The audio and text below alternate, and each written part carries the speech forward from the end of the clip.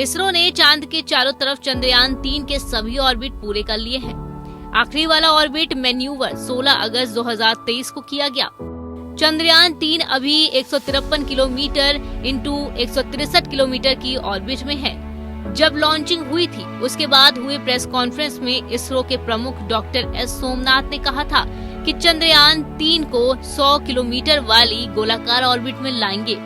उसके बाद प्रोपल्शन और विक्रम लैंडर मॉड्यूल अलग होंगे, लेकिन इस बार ऐसा होता दिख नहीं रहा है। 2019 में चंद्रयान 2 के समय भी 100 किलोमीटर की गोलाकार ऑर्बिट की बात हुई थी, वहीं प्लानिंग भी थी, लेकिन लैंडिंग से पहले चंद्रयान 2 की आखिरी ऑर्बिट 119/127 किलोमीटर थी, यानी कि प्लानिंग के हिसाब से थोड़ा ही अंतर था। जहां तक बात रही चंद्रयान 3 की, तो इसरो के एक सीनियर साइंटिस्ट ने बताया कि चंद्रयान को 100 या 150 किलोमीटर की गोलाकार ऑर्बिट में डालने की प्लानिंग थी, अब भी है। ये फैसला हाल ही में लिया गया है। इसलिए 16 अगस्त 2023 को चंद्रयान 3 ने जो ऑर्बिट अचीव किया है, ये उसी फैसले का नतीजा था। अब इसके बाद लैंडिंग में सिर्फ 6 दिन बचेंगे।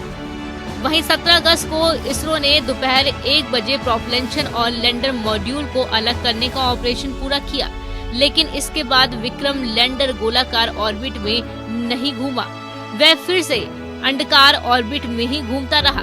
इसके बाद 18 और 20 अगस्त को होने वाले डीऑर्बिटिंग के जरिए विक्रम लैंडर को 30 किलोमीटर वाले एपोलियन ऑर्बिट में डाला जाएगा। वहीं पेरिलियन यानी चांद की सतह से कम दूरी, एप्लियन यानी चांद की सतह से ज्यादा दूरी, ये प्लान के हिसाब से है, लेकिन फ्यूल, चंद्रमा के वायुमंडल, गति आदि के आधार पर इस ऑर्बिट में मामूली अंतर हो सकता है। इससे पूरे मिशन पर कोई फर्क नहीं पड़ेगा।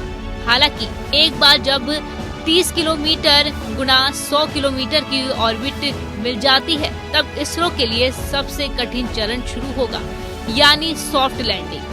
30 किलोमीटर की दूरी पर आने के बाद विक्रम लैंडर की गति को कम किया जाएगा। चंद्रयान 3 को धीमे धीमे चांद की सतह पर उतारा जाएगा। ये सबसे जटिल और कठिन चरण होगा।